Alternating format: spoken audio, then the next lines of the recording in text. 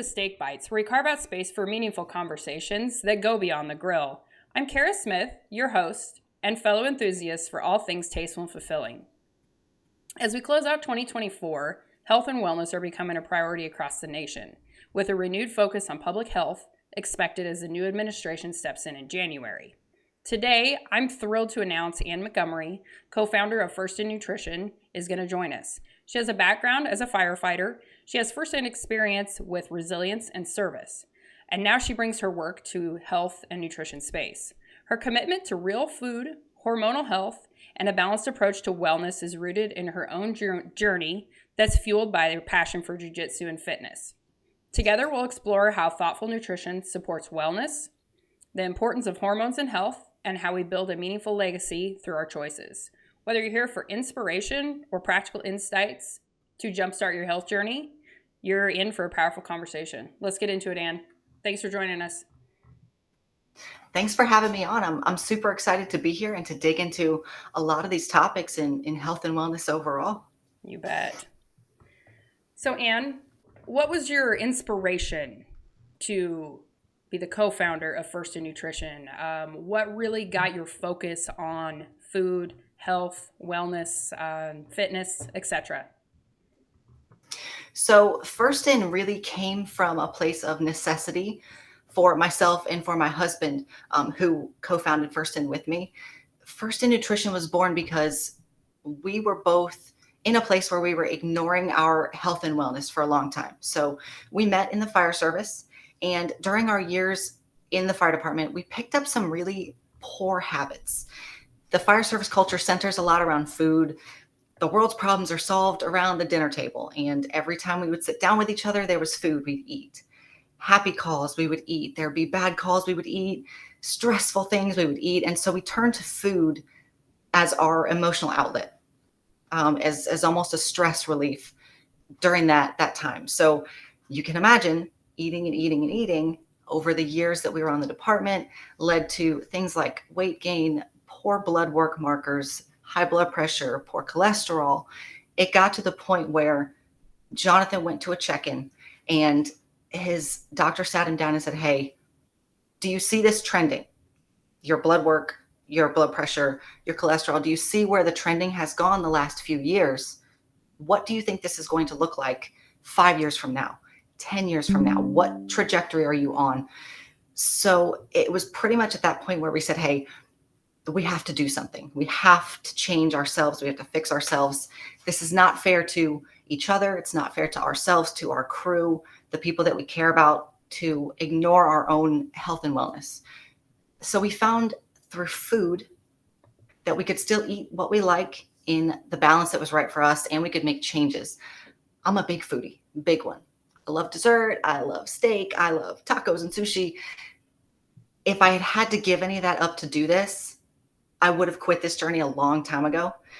So finding out that I can have the things I want, that I can eat foods in balance and moderation, I can make it work and still get the progress that I want, focus on my own health and wellness, take care of myself so that I can take care of everybody else. That was the catalyst for starting First In. We started to look around at the table at the firehouse and we said, man, we are getting better. And everybody else seems to be on that same trajectory of getting worse, of not taking care of themselves. And we had done it for ourselves. We said, well, we made changes for us. Who is taking care of our people? Who's taking care of our guys, our brothers and sisters at the table? And the answer really at that point was nobody. There was nobody taking care of them. So we decided to start trying to take care of our people the way that we took care of ourselves. And that's really where First In came from, is a desire to help our fire service, our LEO, our military members and spouses, to give them a resource to take control of their health and wellness so that they can eat the foods they love and make the progress they want. But more than that, to be there for the people who needed them the most for the long run. So that's really how First In came about, was we needed it for us. And what we found was so powerful, we wanted to give it back to everybody else. I love that. There's two topics in particular, amongst others, that really resonate with me in that. And the thought process behind food. Food is it's a celebration. It's all of the things, right? You have a bad day, you have food. You have a good day, you have food, which can be great and can be incredibly uniting as long as it's not taken down a different track, right? My husband and I talk about that a lot, and his mom is an incredible cook. I mean, incredible. My mom was a decent cook, and my dad knew how to make steak. Clearly, that's what we did. But as far as uh, basically a culture around that, his mom, that's the way she showed love, was cooking, and a lot, and all of the favorite things. I mean, I still remember going home for Thanksgiving. I think it was the first Thanksgiving I ever spent with my husband and his family. And his mom asked what type of dessert we wanted. She asked everybody, and everybody got their own pie. And I was like, oh man, this is very different from the way that I grew up. But that was how she was showing love. So it's a different thing to rethink the mindset around food, which I think is great that conversation is being had within your community there at First End of the mindset and some of the triggers that go along with that, frankly, of all of a sudden you feel good, or that's your community. Or I mean, like my husband and I, we both are foodies too. We love food. It's Everybody's always like, oh, well, where do you go for a good steak? I'm like, oh, well, home. But when we go out, we're probably going to have sushi or some, random type of food that we don't get at home in a foodie fashion. So I do love that there's more conversation around that. And I think that's something that I'd love to hear you dive into, and it's like that mindset. How do you help your clients, your brothers, your sisters in the service mindset, to kind of change that mindset around food and fueling your body versus just kind of a transactional experience with food? It's going to be a little bit different for everybody, but on the whole, we tend to use food as some sort of comfort.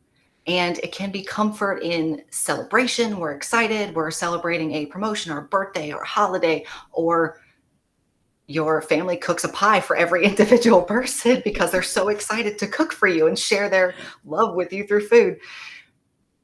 Starting to understand that having food and enjoying it doesn't have to mean causing negative benefits through food is a big thing. And it's hard to get that through your mind when you haven't grown up with it. This is not a concept that I had grown up with.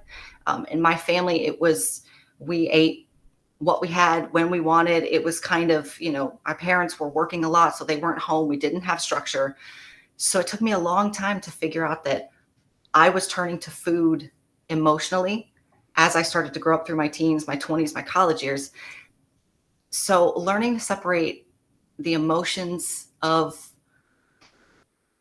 I'm stressed, I'm frustrated, I'm upset, from I'm actually hungry and I want to eat, can be a good place to start. It doesn't mean we can't celebrate with food. It just means that we have to understand that when you celebrate with food, it's not necessarily about the food. We're not there celebrating the food that we're eating. We're not celebrating the pies that you were being given. You're celebrating the time with your family. You're celebrating memories made, experiences that you have, the moments that you have together with them. So there is a lot of work that we can do with mindset, depending on each individual person and what they are using food to do. If you are someone who is a stress eater, boredom eater, emotional eater, sometimes it's just as simple as creating distance between you and the food for just a minute, and understanding that if I recognize my feelings, if I recognize that I'm stressed, I'm not hungry, I don't want to turn to that food. I need to understand and deal with my emotions that are happening instead of going and personally, I would be eating a whole bag of Oreos. I'm an Oreo person, right? Face first into the bag, and it's not one, it's the whole bag. I'm not looking for the food. I'm not looking for the Oreos. I'm looking for the comfort that I get from eating that food. It doesn't solve my problems. It doesn't change my stress or fix the emotions. It's a temporary Band-Aid. And long term, that's not going to serve me. I'm creating a new problem on top of whatever problem I already have. When we look at celebrating, we just talked about celebrating the time you have with others. This is a hard one. You had said that you each got pies. You each got your own pies. Somebody was very excited to give it to you. And the problem is now, if you don't eat it, you feel bad Mm-hmm. because somebody has handed you this food and you're like, oh, I don't want to offend anybody. I don't want to make anybody feel bad. So I'm going to eat it anyway. That's one of those situations that, did you feel better if you ate the whole pie? Probably not. Were they happy that you ate it? Yeah, but did you create a new problem for yourself? Probably. So it's important to understand why we are eating the amount of food we're eating. If this is what we're doing, if we're turning to all this food for either happiness or celebration, frustration, stress, anger, why are we actually eating this food? Are we here to eat this food because it's going to fix our problem? Are we here to eat this food because we are celebrating the actual food? Probably not. We're probably eating it as an attachment to whatever emotions are happening in the situation around us.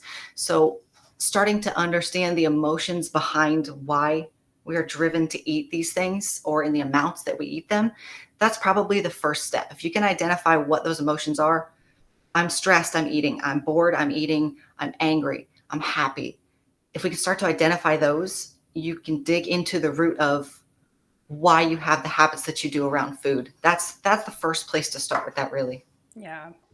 Yeah, I really appreciate that thought process. It is like a more of a mindful consideration behind what we're putting into our bodies. So just considering it from the why. Something else that I think might be helpful to touch on, and this is something that I've experienced personally. I mean, I always grew up a meat eater. Obviously, we ate a lot of beef growing up as a rancher's daughter, but I didn't realize how different, even chemically my body reacted when I focused on protein first or I focused on fat. All of a sudden, I would eat less calories as a whole. And I wasn't mindful about that until I got into my 30s and it made more of an impact of what I was actually putting into my body. So could you touch on that for our listeners of like some of those practical thoughts of where you focus on your calories too, from food and some of the satiety signals and just some of the things that really could help you from overeating and just shaping your mindset around food? Yeah, there are definitely a couple of things in this question. Protein is a big one. We are very protein forward, and that is for a few reasons. You mentioned satiety. Protein tends to keep you full for longer. It makes you feel satiated. So we are protein focused because if we focus on getting enough protein, maybe you won't have those hunger signals. Or when you do get those kind of emotions, you don't turn to food because you don't relate them to hunger. So protein is definitely the priority there. Not only does it help keep you full, we pretty much all know that we've heard protein are the building blocks for muscle. That's a pretty good statement that everybody's heard. The things we don't focus on is protein is also really important for a lot of physiological processes in the body. Between hair, skin, nails, your immune system is a big one. Hormone function in women, especially. Protein does a lot of things in the body that we really need to focus on it. And it's shocking how little protein most people get. Because, I mean, let's be honest, we're not a protein forward society. If we give someone the choice of chips or baked potato or a chicken breast, people are probably not going to run to the chicken breast. It's just not the natural choice. You just have to choose a Growing up, steak, Anne. I choose a steak. I'm here for choosing steak. And it's different because growing up around steak, you have had it. So you've been set up to be protein forward, which is great. But for most people, it's not the case. So focusing on protein will absolutely, one, make your body feel better. It'll help your hormones, your immune system stay in line. It will make sure that you can not only build lean skeletal muscle, but maintain it as we get older, which is a major problem as we age. Muscle loss is largely responsible for a lot of issues as we age. So if we can stop those things by focusing on protein now, it's going to be a positive all the way around. Fat, you mentioned fat. That's another one. Big, big for satiety. Fat is going to keep you full for longer. It takes longer to digest. So you eat a fatty meal, it's going to sit in your stomach longer than just a bowl of rice or a protein shake, something like that. That fat's going to sit longer. So yeah, when you want to stay full, instead of reaching for a couple of Oreos, and I turned to Oreos because that's my personal trigger food is Oreos. Instead of turning to two Oreos, if you eat a plate full of red meat, have some red meat, have some rice, have a baked potato, get a mixed meal. Now you're getting protein and fat and some carbs, and it'll sit longer in your stomach. You're going to be a lot more full than if you were just reaching for something that is calorically more dense but with less volume. And that's really when we talk about being full, we're talking about choosing things that are lower in calories, higher in volume. So, how many Oreos can I eat for 200 calories? Maybe two. What does a bag of broccoli look like for 200 calories? I mean, you could probably eat an entire bag of broccoli for 200 calories. What's going to keep you full longer? The vegetables any day. It's the same thing. If I was to turn and eat red meat and eat a giant steak, and I'd get that fat and that protein, and I'd have to chew it and it'd have to be digested, I'm going to stay full for a lot longer than if I went and drank my calories in some form of liquid. It's just not going to sit the same. So definitely protein forward. And yeah, having a mixed meal with protein and fat is going to keep you more full. You're probably less likely to reach for all of the snacks later if you've filled up on protein and fat earlier. Yeah. Excuse me. And you touched on some things that I think are very essential to have the conversation around, especially with women and the nutrition conversation.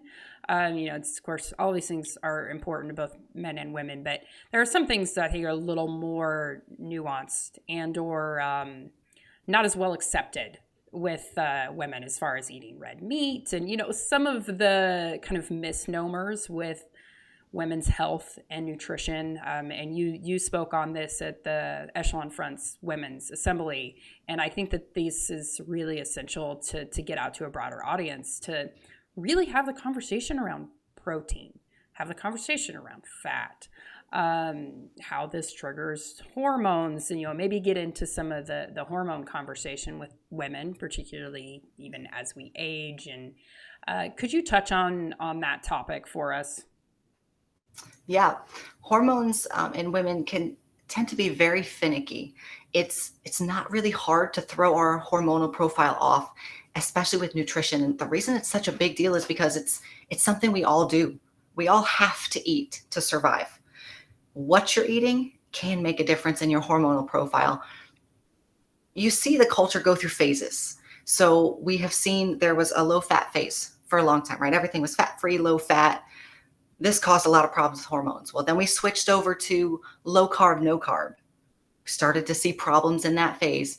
We recently have gotten into a little bit of a villainizing protein spot. We're slowly coming out of that, thankfully. But we see all these things happen in waves. And at the end of the day, it always goes back to one thing. It always comes back to balance, everything in moderation. And particularly for women with hormones, balance is going to be the key. Anytime you willingly choose to take out an entire food group or an entire macro group, you're likely to have some changes in your body.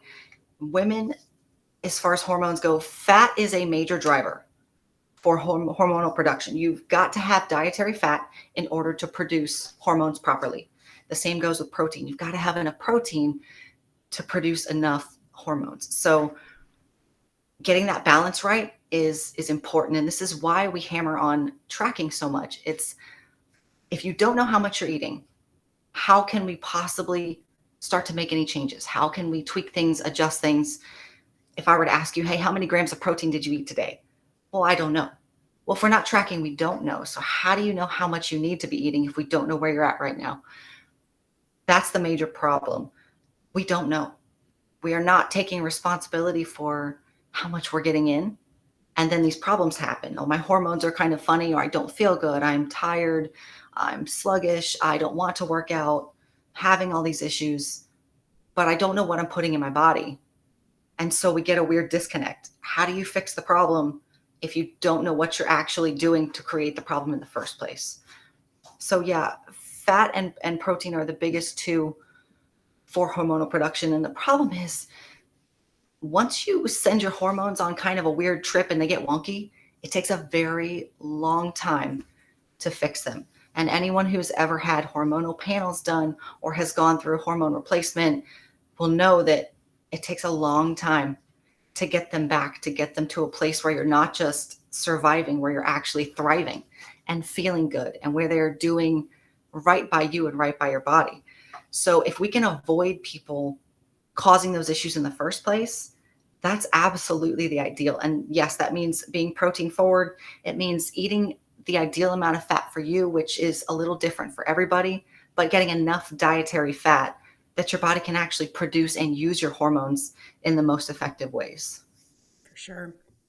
Could you touch on, real food in general? And, we have a lot of not only the yo-yo dieting, but a lot of different protein forms, and whether it's a drink, across the board, different actual protein sources, different fat sources, different things that have been introduced to our diet. And still, one of the favorite things that you said at assembly was peanut butter actually isn't a protein source, which we've kind of been led to believe that maybe that is. But when we think about a complete protein source, all of our amino acids that our body really needs, could you touch on some of those things? Because especially as diets change and thought processes on protein, and really kind of going to the base of real food as in general. Yeah. We do have a society where we see a lot of fast foods, a lot of quick foods, and it doesn't mean that they don't have a place, but companies and manufacturers largely produce foods that are hyper palatable. They produce foods that taste good so that you want to eat them. They market foods that look good so that you want to eat them. That doesn't mean that we should be eating them all the time as our main sources of food, because as you pointed out, complete protein sources are definitely a good focus to have. And what that means is a complete protein source will have all of the essential amino acids that we need that our body cannot produce. So these are amino acids that our body doesn't produce on its own, that we have to get through nutrition, through food sources. Complete protein sources are going to be meats. So steak, chicken, fish, pork, these kinds of things. They are animal meats, are complete protein sources. You can create complete protein sources when we talk about plant-based sources, but they are lacking a lot of the essential amino acids. So that creates a whole nother problem where we need to supplement. We need to be cautious that we're getting enough amino acids from other places in our diet. So whole foods meat sources, these are the places that we use. And this is something that we use every day. If it's chicken or beef, or we carry the Colorado craft beef jerky sticks with us when we travel everywhere we go. Bring whole food sources with you, or search out whole food sources. Your body needs those essential amino acids to function at an optimal level. We're all surviving. We're here. We're listening to the podcast. We're alive. So we're surviving, but that doesn't translate to thriving. That's what we want for ourselves. That's what you want for your family members, for your kids, for people that you love. We really want them to thrive, not just be here. And that's how you do it, is finding a balance between whole food sources and the other foods that you might be eating in whatever ways work for you. I'm never going to tell anyone that I eat 100% whole food sources. I don't. We celebrate, we go out to eat, we go and we get fast food. I love some candy bars. However, the majority of my diet, the majority of people that we work with, we tell them to eat whole food sources. And for a lot of the reasons that you mentioned, meat sources, steak, chicken, pork, fish, these have essential amino acids in them. So it's important for your body. It also keeps you full. We had just talked about satiety. Eating whole food sources is going to keep you more full than grabbing a liquid source or grabbing something that has a lot of calories in a very little amount. Those are typically your fast foods, snacks, treats, desserts, things like that.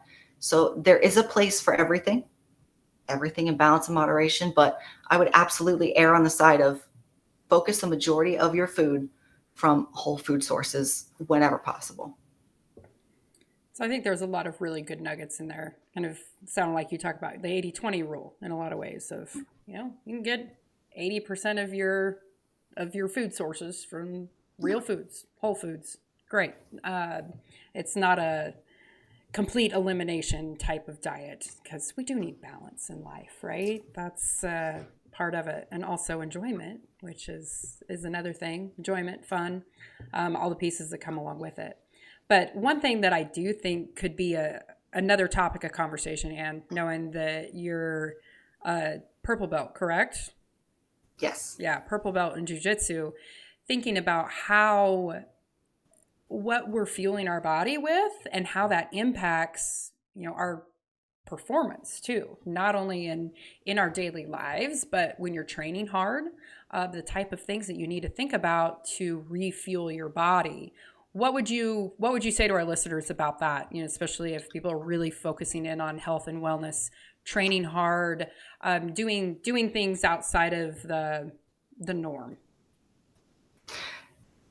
Training, and it doesn't matter if it's jujitsu or we're talking about endurance or lifting weights, whatever it is you choose to do. If you want to perform at your best, you've got to be fueled for that.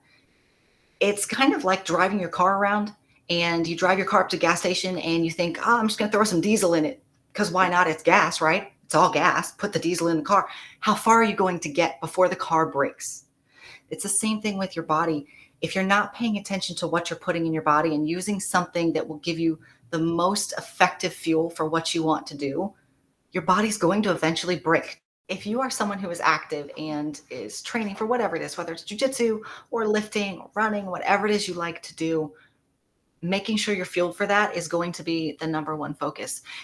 So often we get so caught up in the performance numbers. We want to watch the performance metrics. On the mat, it's, hey, I did great in this roll, or I got this submission, or I went and won this competition. Lifting weights, I put another 5 pounds on the bar. Everybody knows how much weight is on the bar or what pin they were on the machine. They know. What we don't know is what we're actually putting into our body. Why don't we pay as much attention to the fuel we're taking in as we do to the performance we put out in the gym on the mats? It just doesn't make sense, specifically because your nutrition is what fuels your performance, period. If you're not being fueled, you're not going to perform. And if you're not performing at your best, how do you know what's causing that? If you're not paying attention to your protein, if you're not paying attention to your calories, your intake, how can you look back and go, man, I didn't feel so great on the mat tonight. Let me go see what I had to eat today. Unless you don't know. This kind of goes back to tracking, and it's why we ask our people to keep track of what they eat, how much they eat, how much protein did you get in today, how many calories did you eat today, what did you eat before your training session. These are good things to look back at and go, oh, well, I had this, this, and this today. I fell short on my protein and I didn't feel good on the mat. I didn't feel good in the gym. This is a clue, a big one. And now we know that maybe we need to prioritize protein a little more to make you feel better. Let's tweak it, adjust it, and see if you feel better the next time. So athletes absolutely need to focus on their fueling if they want to perform. If you want to perform your best, feel your best, if you want to get the most out of a session, we need to know what you're eating. I would wager that everybody who goes to the gym wants to lift as much as they can and get as much muscle as possible. That's the goal. Go to the gym, get strong, build muscle, lift the weights. Are you shortchanging yourself or not? We don't know. If we're not paying attention to our food, we're not tracking our food, how do you know that you're getting everything out of your body that you could be? I don't know. But we definitely don't want to spend time wasted in the gym, potentially losing out on progress because we're choosing not to pay attention to our food. So for an athlete, number one, fueling is absolutely a priority first. If you're not fueled, you can't perform. For sure. I hear a lot of themes coming from the conversation, and to be able to summarize that for our listeners, what like three foundational changes do you believe that people can make in their nutrition so they can feel better as we move into 2025? Oh man, picking big three is tough. Prioritize protein is always going to be first. At every meal, it doesn't have to be that you are tracking your food 100%. You don't have to be a robot. You don't have to go crazy. But at every meal, prioritize eating some form of protein on the plate, whatever it might be. The second one is likely going to be hydration, honestly, which is nutrition related, but not. People are severely underhydrated. And a lot of times, dehydration can masquerade as hunger. We think we're hungry, we're not, we're thirsty. But the signals get a little crossed and they feel similar. So that's a lot of times where overeating can come in is you might not be hungry, you might be thirsty. The third one is I honestly would seek out a plan that is sustainable. If you are looking for something in your nutrition, find something you can do not for weeks or even months, but something that you can do for years. Because the biggest problem we run into, especially with fad diets, oh, I did it for 18 days.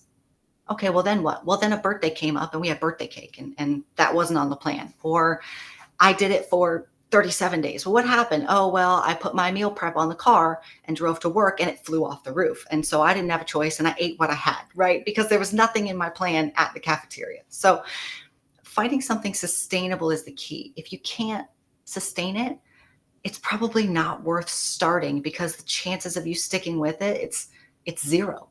What is the first thing everybody wants to do after they finish up, insert any fad diet here? After the last day, what's the first thing they want to do? Going out for pizza and beer, going out for chicken wings. I'm going to celebrate with the foods that I was eating before I started that diet. So you're almost undoing all of the work that you just put in. So why don't we find something that you can stick to that's not just going to be a flash in the pan? It's not going to be a yo-yo. It won't be this cycle of starting and stopping and starting and stopping. And on Monday and January 1st, how about we have no more Mondays and no more January 1st? Let's find something that fits your life that you can do for years to come.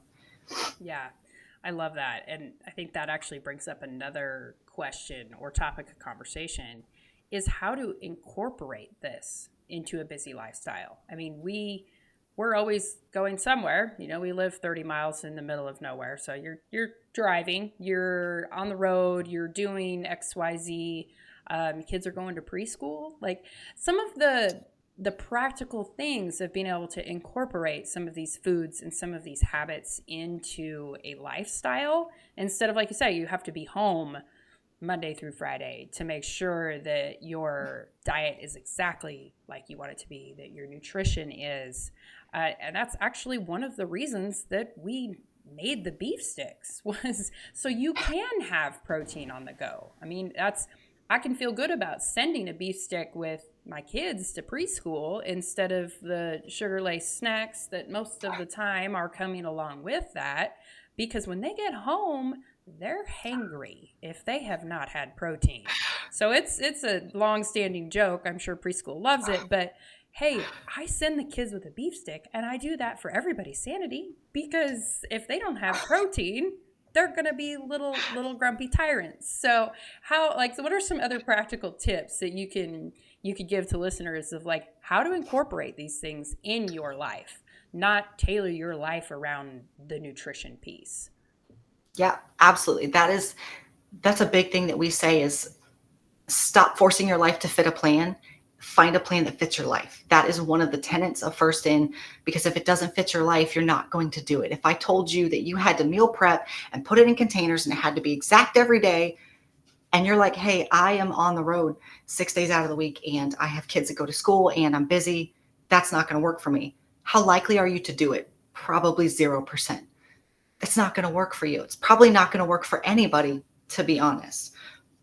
The best ways that you can incorporate changes are one at a time and based on things that you already do. So let's say you already have a particular dinner that you cook during the week. Maybe you cook a specific dinner and you want to make a change. So maybe I will take my protein source, and if I have a real heavy fat laden protein source, maybe I will pick a leaner protein source for that particular meal. Just one change. And this is very dependent on what your goals are and what you want to do. This is for somebody who maybe needs to eat a little less calories. They feel like they're eating too much. They need to eat a little less. So we swap out one protein source for something a little leaner. Beef sticks, grab the beef sticks on the go. That's one of my favorite things is we tell people to make go bags. If you are in the car, if you have kids, if you've got sports, if you are traveling, make yourself a go bag for the car. We have beef sticks in pretty much every bag in this house because we're going to need something. If I'm stuck and I'm hangry, like your kids get when they come home, it's no good for anybody. Carry beef sticks with you, carry protein bars or powdered protein that's weighed out, or we carry tuna packets. I call them purse tuna.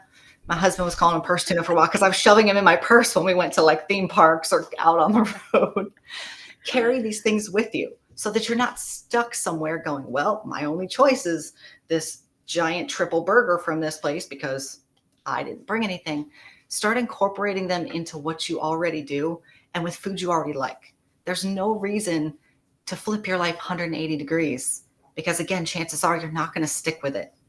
You don't need to meal prep those little containers. I don't think that we have meal prepped once, to be honest.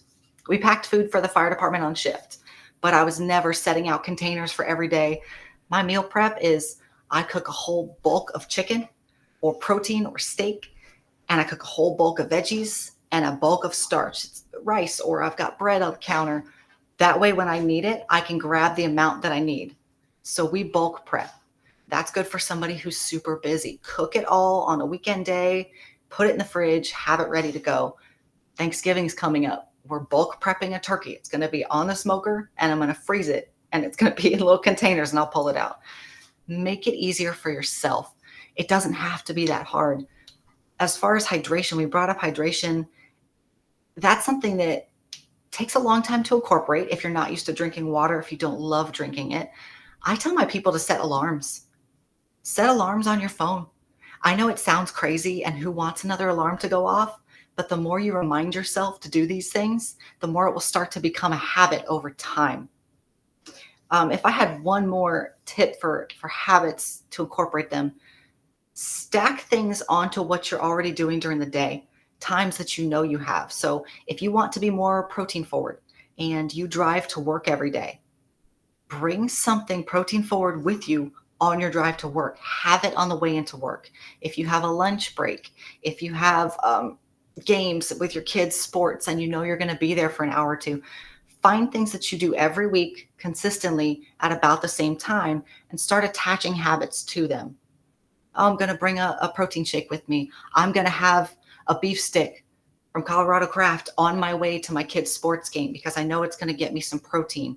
If you can attach these little habits to things that you already do, they will become bigger habits and you're more likely to stick with them over time. For sure. In the mornings, if I'm not feeling like I want to eat a big breakfast or something like that, if you can put some sort of protein in my coffee, because I know I'm going to drink coffee, then all of a sudden, like, oh, well, I got an extra 30 grams of protein that I wasn't planning on. And yeah, so those are all really, really solid tips. I love the concept of eating things you like too. I think most of the time that's, when you think about nutrition and diet, everybody's like, oh, that's horrible because you're eating stuff that you do not like. This is something, especially as a mother too of two small children, that I think a lot of times we get pretty carried away with when it comes to nutrition with kids, is we're feeding our kids things that they like, which most of the time is not whole, real foods, frankly. It's things that they're going to make the choice that they eat. And it's like, well, let's substitute that for things that they do like. Most kids really like cheese or they really like milk. Maybe you could put a little bit of flavor in a whole food. I have so many conversations around the nuance between grass-fed, grass-finished, different types of beef. The reality is fat tastes good. So when you grain finished beef and it has a high percentage of fat, I have yet to have any issues with my children eating beef because they like it, because it tastes good.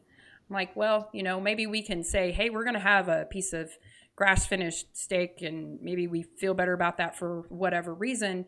But if your children aren't eating it, then, or if you're not eating it because you don't like the way it tastes, it's like, well, maybe that's kind of counterbalances our nutrition thought and conversation, is to fuel your body with things that you like and are good for you. So love that. Most of the time, that's not much of a a conversation in the nutrition space. So, It's you're just not likely to stick to something that you don't enjoy. We tell people this. I know that it's hard to believe, but if I had to eat chicken, rice, and broccoli 4 times a day for the last 12 years of doing my food, I would have quit. I would have quit. I would have cried. I love some chocolate. I love dessert. It gets worked in every day in my nighttime snack. The rest of the day is whole food sources, right? I eat like an adult. Sometimes we eat like an adult. We eat our vegetables. We eat some fiber. I eat chicken. We had the ribeye from you guys the other night from Colorado Craft. We eat whole foods the majority of the time. But yeah, I am absolutely going to work in kids cereal at night. I'm going to work in chocolate. I'm going to work in candy in the amounts that fit my goals and my needs and still give me that little happy moment of, oh man, this is good. I get a treat. You absolutely can. And you should eat things you like. yeah, for sure.